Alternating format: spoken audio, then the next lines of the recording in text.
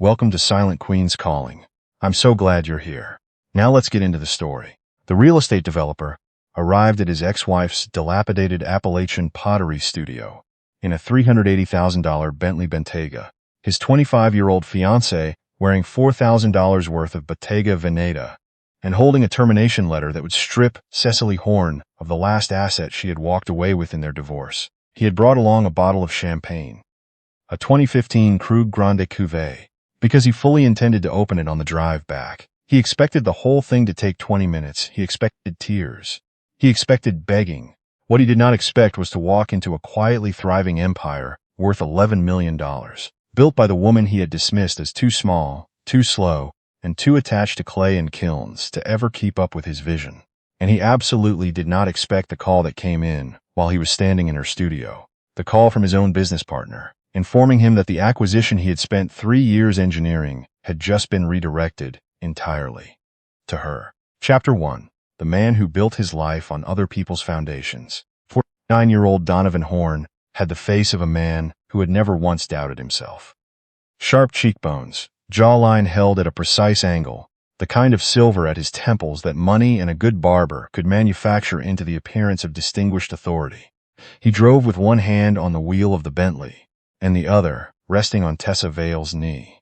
And he did so with the proprietary ease of a man who believed the world was simply an arrangement of things he had not yet acquired. Tessa was 25, and she was beautiful in the aggressive, high-maintenance way that required a great deal of quiet labor from other people. She wore her caramel highlights perfectly blow-dried, and her Bottega Veneta Intrecciato tote, hooked in the crook of her elbow like a declaration. She had the social media following of a minor celebrity and the attention span of a goldfish, and she was currently filming the Bentley's dashboard for her Instagram stories, narrating in a soft, breathless voice about weekend escapes and mountain air. She had not asked where they were going. She rarely asked questions that might complicate the aesthetics of her content. They had left Asheville 40 minutes ago and were now climbing a narrow 2-lane road into the mountains of western North Carolina. The kind of road where cell service flickered in and out, and the guardrails looked like they hadn't been replaced since 1987. Tessa had stopped filming. She was now looking at the trees with the expression of someone who had been told they were going to Nobu and had arrived at a Cracker Barrel. "Donovan," Tessa said, her voice pitching upward with delicate displeasure, "are you sure the GPS hasn't sent us somewhere wrong? I feel like we've been driving through wilderness for a very long time."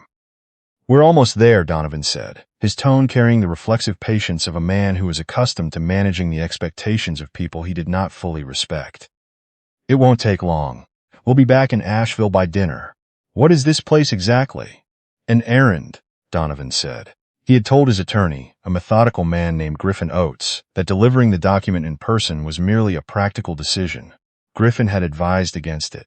Griffin had said there was no legal reason to hand-deliver the buyout waiver. Griffin had said a courier was standard practice, that Donovan's presence was unnecessary and potentially complicated things. Donovan had not listened, because the truth Griffin was too diplomatic to say aloud, was that Donovan did not simply want Cecily's signature.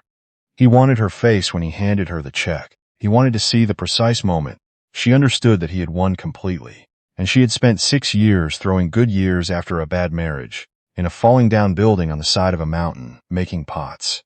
He had not seen Cecily in 6 years, not since the morning she had quietly packed 2 duffel bags and a crate of her tools and walked out of their Asheville home, without a single dramatic word, without a slammed door, without a tearful ultimatum. She had simply left. Signed whatever his lawyers sent her without a fight, asked for nothing except the deed to a derelict 19th-century mill building outside Weaverville that had been hemorrhaging money since they bought it, and was worth, at the time, roughly $90,000 in a generous market. Donovan had let her have it, because he genuinely felt sorry for her. He had moved on to Tessa within 6 months. He had grown Horn Development into the largest boutique luxury resort developer in the southern Appalachian corridor. He had been profiled in Southern Living and mentioned in the Wall Street Journal's regional real estate section. And he had done all of it, he firmly believed, by the sheer force of his own relentless vision. The Bentley rounded a sharp curve, and the valley opened up below. Donovan eased off the accelerator. The old mill building sat at the bottom of the slope, exactly as he remembered it. The exterior was the same rough-hewn granite, dark with age, the original mill race, still tracing its path along the east wall. The wooden sign above the front door was new, matte black letters on natural white oak, but Donovan barely registered it. His eyes went straight to the peeling paint on the second-story window frames and the ancient tin roof, and felt the comfortable confirming satisfaction of a man who had been correct about something for a very long time. "That's it," Tessa said, looking down at the building with open horror. "That's where we're going? Babe, that looks condemned." "It's a pottery studio," Donovan said, pulling into a gravel lot at the bottom of the hill. "A pottery studio."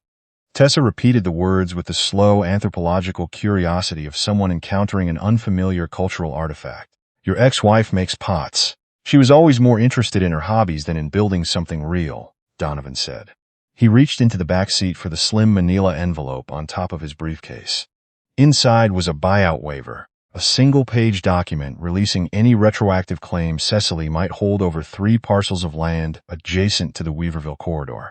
Land that Donovan had quietly optioned 6 months ago as part of a $47 million resort development deal he had just finalized with a hospitality group called Meridian Retreats. "I need her to sign this, and then we can go get dinner." Tessa wrinkled her nose at the gravel. She was wearing 3-inch Aquazzura mules, and the ground was soft from last night's rain. "Can't your lawyer just—" "Come on," Donovan said, already out of the car. Chapter 2. What the building was hiding. The front door of the mill was heavy, original, solid chestnut wood, and it opened without resistance. Donovan stepped inside with the preloaded, comfortable expectation of dust and clutter, and the particular sadness of a woman's unrealized potential. He had constructed this image of Cecily's studio in his mind over 6 years, and he had polished it carefully, kept it vivid and useful. The cramped shelves of unsold inventory, the damp smell of clay and stagnation, the quiet proof that he had been right to leave. The image lasted approximately 4 seconds. The mill's interior had been completely reimagined. The original stone walls had been stripped and repointed, their rough texture now intentional and architectural. The ceiling, which had been sagging plywood when they bought the building, had been opened to the original timber frame. Massive hand-hewn chestnut beams that soared 22 feet overhead, lit from above by a series of steel-framed clerestory windows that flooded the room with the particular quality of mountain light that no architect could fully manufacture. The wide plank oak floors had been refinished and sealed to a warm honey color. Industrial pendant lights hung in clusters above long display tables made from reclaimed barn wood. And on every surface, arranged with the precise intentionality of a gallery installation, were Cecily's pieces, not hobby pots. Donovan's eyes moved slowly across the room despite himself. He knew nothing about ceramics, but he knew enough about luxury goods to recognize when something had transcended craft and entered the category of serious art. The forms on the tables were large-scale, dramatic, deeply colored, deep indigo and raw umber, and a particular shade of warm white that seemed to hold light inside it the way thick snow holds light. Some pieces were functional, enormous serving bowls and pitchers that cost what he could see from the small brass price tags would run a customer between $800 and $2,400 apiece. Others were pure sculpture, abstract and technically complex, and displayed on individual walnut pedestals, the way museums display objects that belong to other centuries. Against the far stone wall was a framed display. Donovan crossed the room slowly, his eyes adjusting. It was a grid of press coverage, the New York Times style section, Architectural Digest, Elle Decor, a feature in a European ceramics journal he didn't recognize, a photograph of what appeared to be Cecily's work installed in the lobby of a hotel, the caption identifying the space as a newly opened property in Charleston, a mention in a Forbes piece about the American craft revival, and the artists leading it. In the corner near a massive wood-burning kiln, the kind of industrial equipment that costs serious money to install, a young woman in a canvas apron was quietly trimming the foot of a large vessel, her attention entirely absorbed. "Is Cecily Horn here?" Donovan asked. The young woman looked up. She had the calm, slightly distracted expression of someone who spent most of her time in close communion with materials rather than people. "She's in the back studio," she said. "I can let her know you're here." "I'll find her," Donovan said. He moved through the main gallery, toward the back of the building. A doorway opened onto what had once been the mill's grain storage room, and was now, Donovan registered with a slow, cold sensation that he did not immediately name, a fully operational production studio that looked less like a craft space and more like the back kitchen of a 3 Michelin-star restaurant. 6 pottery wheels in 2 rows, each one a Soldner industrial model, that retailed for roughly $4,500. Shelving systems along every wall holding works in various stages of completion. A separate glazing station under dedicated lighting. Humidity controls. A second kiln. The faint smell of wood smoke and mineral-rich clay and something else. Cedar, maybe, or juniper. That gave the air a quality of clean, deliberate intention. A door on the far end of the production studio stood open to the outside, framing a rectangle of October light, and the sound of the mill race still running along the stone foundation after 140 years. Cecily Horn stood just outside that door, on a wide flagstone terrace overlooking the stream and the birch trees on the opposite bank, her hands wrapped around a ceramic mug. She had her back to the building, her face turned toward the water. She was 41, and she looked from a distance exactly the way she always had. Tall, lean, with dark hair that she wore pulled back simply, dressed in dark linen trousers and a loose oatmeal-colored knit that Donovan's eye clocked automatically as expensive despite its deliberate plainness. When she heard footsteps on the flagstone, she turned. The look on her face was not what Donovan had come here to see. There was no fear in it, no pain, no nostalgic softening or the residue of old wounds. She looked at him the way a surgeon might look at a patient who had turned up unscheduled, with a calm, slightly clinical attention that suggested she had all the relevant information she needed and had already made her assessment. "Donovan," she said. Her voice had not changed. Low, measured, the voice of a woman who chose her words the way she chose her materials, with patience and exact intention. Behind him, Tessa had caught up and was now standing in the doorway of the production studio, looking around with her phone half raised, her expression cycling between reluctant fascination and the social media influencer's instinctive calculation of whether a space was content-worthy. Cecily. He recovered quickly. He had always been a fast adapter. "You're looking well. You look like you're trying to project something," Cecily said simply. Not cruelly, just observationally, the way she might remark on a glaze that hadn't fired the way she intended. Donovan introduced Tessa, who smiled the practiced smile of a woman who had learned to perform warmth without deploying it. Cecily nodded once in Tessa's direction, offered no particular acknowledgement of the engagement ring on Tessa's finger, and returned her gaze to Donovan. "You could have sent Griffin," Cecily said. "I wanted to handle this personally." "I know you did," she said. Something in her tone made Donovan feel briefly, unpleasantly transparent. He pressed past it. He held out the manila envelope. "You're aware of the Weaverville corridor," Donovan said, shifting into the register he used in boardrooms. "We've been developing a luxury wellness resort. Meridian Retreats is co-developing. $47 million project. Groundbreaking is scheduled for spring. The adjacent parcels along the ridgeline are critical to the full footprint of the site plan." He paused. "During title review, our attorneys identified a secondary easement that traces back to the original deed transfer when we bought this property together. It's a formality. The easement is dormant, has been for years. But Meridian's legal team wants it formally released before they wire the final tranche." He tapped the envelope. "Sign this, and I'll give you $75,000 for the inconvenience. You can put it toward the building. I noticed the roof looks like it could use attention." The silence that followed was not the silence of shock. It was not the silence of a woman calculating whether $75,000 was enough. It was a different kind of silence. The particular quality of quiet that a room takes on when someone in it knows far more than anyone else in it realizes. Tessa, who had been idling in the doorway, suddenly spoke. She had been looking at the price tags on the pieces in the production studio, and something had shifted in her expression. Not admiration exactly. More the quick recalibration of a woman who made her living understanding the hierarchy of things. "Are these pieces in hotels?" Tessa asked. "We supply to 14 properties currently," Cecily said, without looking away from Donovan. Tessa put her phone down. Chapter 3. The easement she already knew about. Cecily carried her mug back inside and set it on the glazing station counter. She didn't reach for the envelope. She stood with her hands at her sides, weight easy, the relaxed posture of someone who had already had this conversation many times. In her head, in her attorney's conference room, in the long quiet hours at the wheel when her hands worked and her mind planned. 75,000, she repeated. Not a question, more like a person reading a number aloud to examine it. "It's more than fair for a dormant easement release," Donovan said. "Your attorneys will tell you the same thing." "My attorney already told me about the easement," Cecily said. Donovan's eyes sharpened. Then you understand it's a formality. I understand that you believe it's a formality, Cecily said. She moved to the long central work table, picked up a piece in progress, a low, wide bowl with a deeply ribbed exterior, and turned it slowly in her hands with the absent, unconscious assessment of someone evaluating their own work. What you may not have had the chance to review yet is that the original easement language isn't dormant, Donovan. It was written as a continuous use right tied to the mill race water supply. We ran the mill race water through the studio's clay processing system when we installed the kiln infrastructure 4 years ago. That makes the easement active. Donovan stared at her. That's a stretch. That's the opinion of 3 land use attorneys and a water rights specialist from Chapel Hill, Cecily said pleasantly.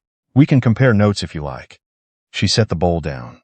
An active easement tied to a water right along the Weaverville Ridge line doesn't just affect the lot lines of the resort's footprint.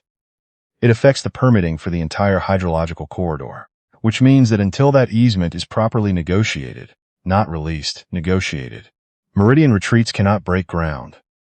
The air in the production studio changed. It was almost imperceptible, the way atmospheric pressure shifts before a storm, but Donovan felt it. You don't have the legal standing to. Griffin should have found this 18 months ago, Cecily said, not unkindly. The language is buried in the 1923 mill deed. A secondary addendum, 3 pages in. It's easy to miss if you're looking for easements and not water rights. She finally looked directly at him, and the calm in her eyes was so complete it was almost vertiginous. I found it 4 years ago when I filed the permits for the kiln installation. I've been using that mill race ever since. Tessa had gone very still. Donovan reached into his jacket pocket for his phone. His thumb moved fast. He was calling Marcus Webb, his project attorney, the man who had spent 8 months on the Meridian deal. The phone rang 3 times. Marcus picked up on the 4th ring, and his voice, when it came, already had the tight, careful quality of someone delivering information they deeply wished they were not delivering. Marcus, Donovan said, tell me you've seen the 1923 addendum on the Weaverville mill deed. A brief silence. Donovan, where are you right now? I'm at the studio. Tell me. Another silence. Longer this time. We pulled it this morning, Marcus said. We've been in review since 7 a.m. The water right language in that addendum is, it's active use, Donovan. Her kiln system has been drawing from the mill race for 4 years. That constitutes continuous use under North Carolina water rights law. Donovan's jaw tightened. Then we negotiate the release. What's the number? Marcus's voice dropped slightly. It's not that straightforward. I've been on the phone with Meridian's lead counsel since this morning. They received a letter 2 days ago from her attorneys. Donovan looked at Cecily. She was watching him with the same focused, settled attention she gave her work. What letter? Donovan said. A formal notice that the water easement constitutes a material encumbrance on the entire development corridor. Meridian has a clause in their partnership agreement with you. If there's a material title defect that wasn't disclosed during due diligence, they have the right to restructure the deal. Marcus paused. Donovan, they've already exercised it. Chapter 4. What Meridian really wanted. The word restructured landed in the room with the specific weight of a word that is doing a great deal of work while appearing to do very little. Donovan stood perfectly still, his phone pressed to his ear. The light from the clerestory windows moved slowly across the stone floor as a cloud shifted somewhere over the ridge. What does restructured mean, Marcus? He said. His voice was controlled, but only just. It means they invoked the defect clause at 8 this morning, Marcus said. They are no longer proceeding with the partnership agreement as structured. Their attorneys are preparing an amended term sheet. They can't do that. We have a signed LOI. We have a development agreement. The defect clause supersedes the development agreement if there's an undisclosed encumbrance. That's boilerplate in every Meridian deal, Donovan. It's on page 47 of the partnership agreement you signed 14 months ago.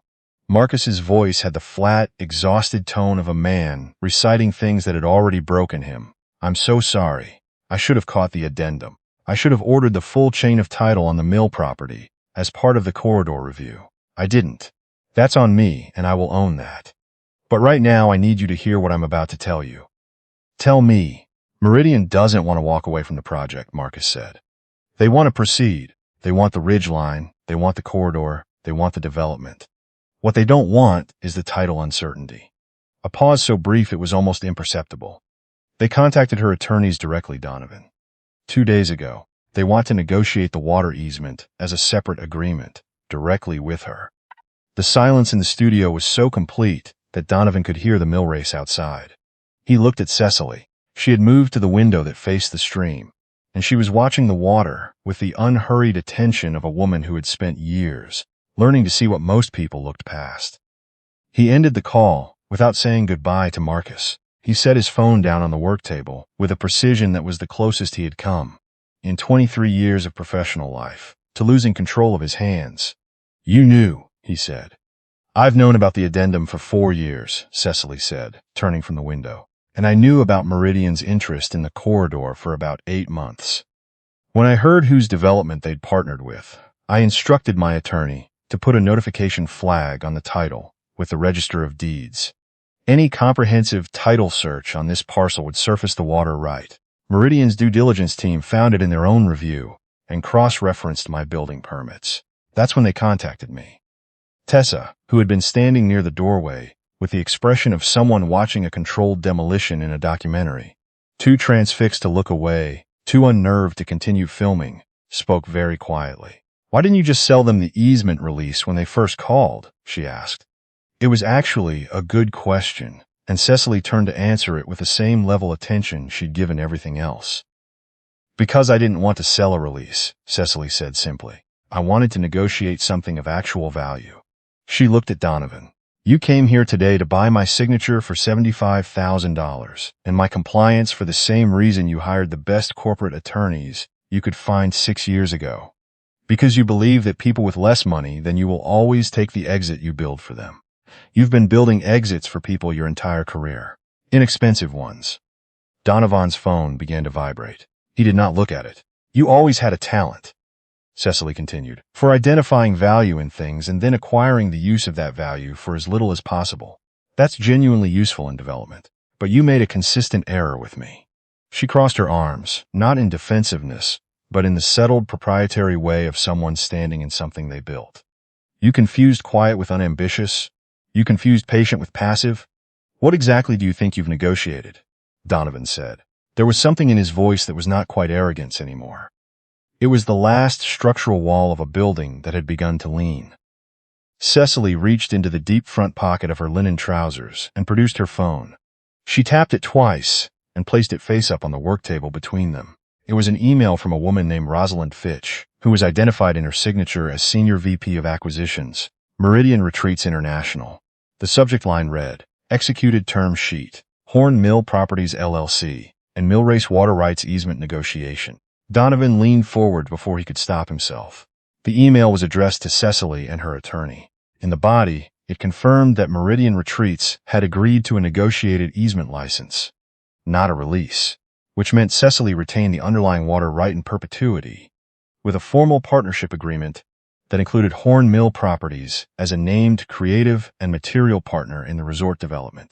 Meridian would commission site-specific ceramic installations for all 7 indoor and outdoor gathering spaces of the resort to be designed and produced exclusively by Cecily's studio over a 3-year period, with a renewal option for future Meridian properties. The commission value for the first phase was listed at $1.3 million. In exchange, Cecily would grant Meridian a conditional, limited easement license, one that required the resort to maintain the mill race in its current functional state, and gave her studio preferential supplier status for all property openings in the southeast region for the next decade. Below the commission summary was a second paragraph, and this was the one that made the sound in the room change. Because Meridian's development partnership agreement with Donovan's company had been restructured due to the undisclosed encumbrance, Meridian was proceeding with an amended co-development structure. In the amended structure, Horn Development retained a reduced equity stake in the resort, 14%, down from 40%. The balance of the development rights had been redistributed, and 5% of the revised equity structure had been offered, as part of the creative partnership, to Horn Mill Properties LLC. Cecily Horn's studio now held equity in a $47 million resort development on land that Donovan had spent 3 years trying to acquire outright. He didn't own the land she was standing on. He had never fully owned it. And now the project he had built to make himself unassailable had her name on it. Chapter 5. the collapse of the man who never read the fine print. Donovan stood with his eyes on the phone for a very long time. He was not a man who showed feeling easily, but what moved across his face in those seconds was visible to anyone watching. And Tessa was watching. Her Bottega Veneta bag, held against her chest now like a shield, her practiced social ease entirely evaporated. What moved across Donovan's face was not anger exactly. It was the particular unraveling of a man confronting the distance between who he believed himself to be and who the evidence suggested he actually was. He had told people, investors and journalists and anyone who asked, that he had a gift for seeing potential in overlooked things. He had believed this about himself completely and without examination. He had looked at this mill and seen a depreciating liability. He had looked at Cecily and seen a woman who had chosen small. He had been wrong about both. How long, he asked. His voice had lost its boardroom architecture. How long did I know about the water right before I deployed it? Cecily asked. How long have you been planning this? I haven't been planning anything, Donovan. She refilled her mug from an insulated carafe on the glazing station and did not offer him any. I've been building something. Those are different things. Planning is reactive. It requires someone else's action to define itself. Building doesn't require you at all. She sipped. I found the 1923 addendum 4 years ago when I was doing the permit research for the kiln. I registered it with my attorney because it was my legal right to do so. I kept running the mill race because it's a functional part of how I process clay. I kept building the business, the press, the hotel contracts, the production studio. I did all of that because it was the work, not because of you. She paused. When I heard Meridian was moving into the corridor, I didn't call you. I didn't warn you. I didn't ask you for anything.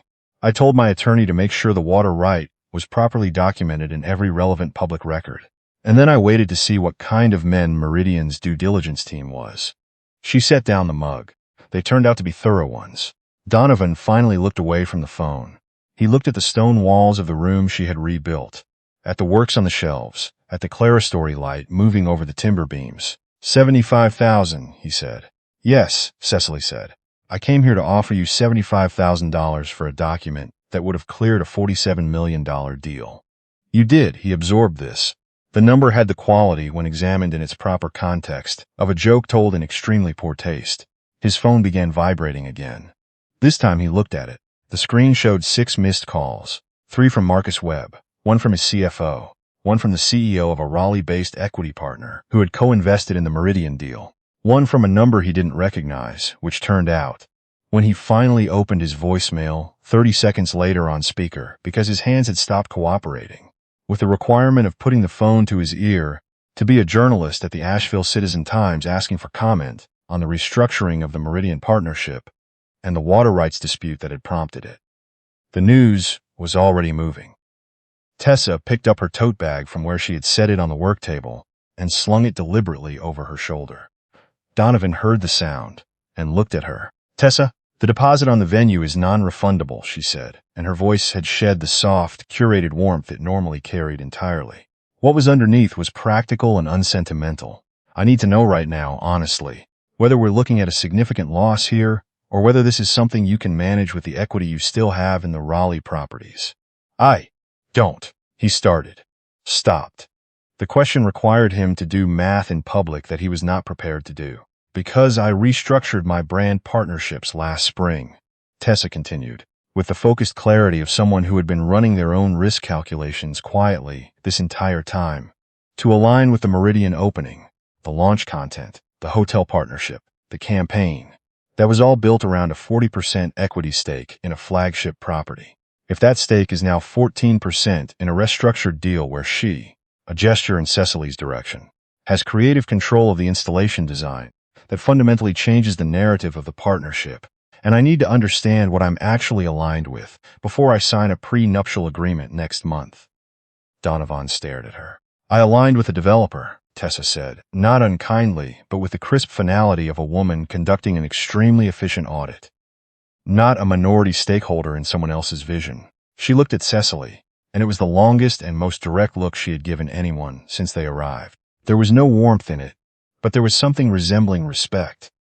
The involuntary acknowledgement of someone who understood leverage, when she finally saw it clearly. Then Tessa walked back through the production studio, and out through the main gallery, and out the heavy chestnut door, and the sound of her Aquazzura heels on the gravel path was even and deliberate all the way to the parking lot. Chapter 6. What the Water Carries. The studio was very quiet. Donovan stood alone at the work table, where the phone still sat, face up, showing the email from Meridian's Senior VP of Acquisitions. He read it again. He read it the way he should have read the foundational documents of every deal he had ever structured. Slowly, completely, without the comfortable assumption that someone else had already absorbed the parts that mattered. Eleanor would have caught it, he said. He was not aware for a moment that he had said it aloud. Cecily looked at him. "My name is Cecily," she said quietly. He blinked. "I know, I'm sorry." And then, because it was the truest thing he had said since he arrived, "I have always confused you with someone smaller than you actually are." Cecily said nothing. She moved to the window again, the one that framed the mill race and the birches, and looked out at the water. 6 years ago, she said, you sat across from me in a mediation office and told me I didn't understand the scale of what you were building. You told me I thought too small, that I was too attached to making things with my hands to understand what real asset creation looked like. She turned back. You handed me the deed to a building you thought was a write-off and $40,000 in settlement funds. And your attorney slid a stack of papers across the table, and you looked at your watch 3 times while I signed them. Donovan said nothing. What you didn't understand, Cecily continued, because you had never actually done the work of making something from a material rather than from money, is that I've always known exactly what I was building. I knew what this building could be before you bought it. I knew what the mill race was worth before you wrote it off. She looked around the room slowly, the way she might look at a finished piece before it goes into the kiln for the last time. I didn't fight you in mediation, because there was nothing to fight for in that room. Everything I needed was already here. Cecily, Donovan said. His voice had the cracked, careful register of a man trying to reconstruct something that has already fallen. I can restructure this. I can talk to Meridian directly. I still have 14% equity. That's not nothing. We could negotiate a... Donovan, she said, gently but completely. He stopped. Go home, she said. You have 4 missed calls from people who need actual answers, and a journalist who is going to write the story with or without your comment. I genuinely suggest you focus on that. She moved toward the door that led back through the production studio. My contractors are coming tomorrow morning to begin the installation design for the Meridian Commission. I don't want to carry this energy into that work. He stood for another moment. Then he picked up his phone. Then he picked up the manila envelope with its $75,000 buyout waiver, and he folded it once, slowly, and put it in the inside pocket of his jacket. It felt insubstantial, like holding air. He walked back through the production studio, past the Soldner wheels, and the glazing station, and the works in progress on their careful shelves, back into the main gallery, where the light through the clerestory windows and the pieces on the reclaimed wood tables sat in their quiet, unhurried perfection. He walked past the framed press wall without looking at it again. He pushed open the heavy chestnut door and stepped out onto the gravel path. The Bentley was alone in the lot. Tessa had taken her car, which he had forgotten in the disorienting clarity of the last hour, that she had driven separately. He got in. He sat for a moment without starting the engine. Through the windshield, the mill building sat at the bottom of the slope exactly as it always had.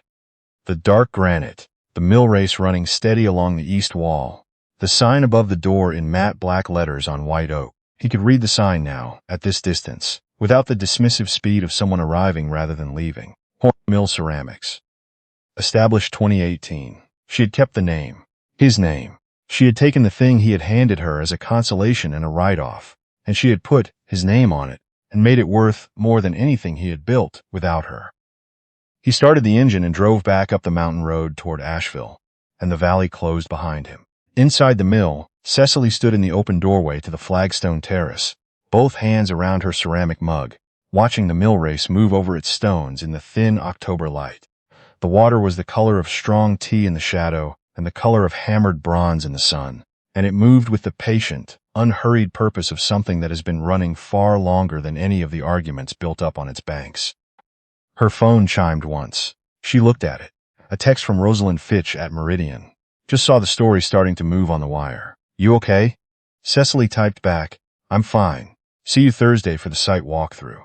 She locked the phone and set it on the terrace railing and picked up her mug again. A great blue heron landed on the opposite bank of the mill race without any ceremony whatsoever, planted itself in the shallow current on its ancient legs, and looked at the water with the focused, still patience of a creature that understood exactly what it was waiting for. Cecily watched it for a long time. Then she went back inside to work.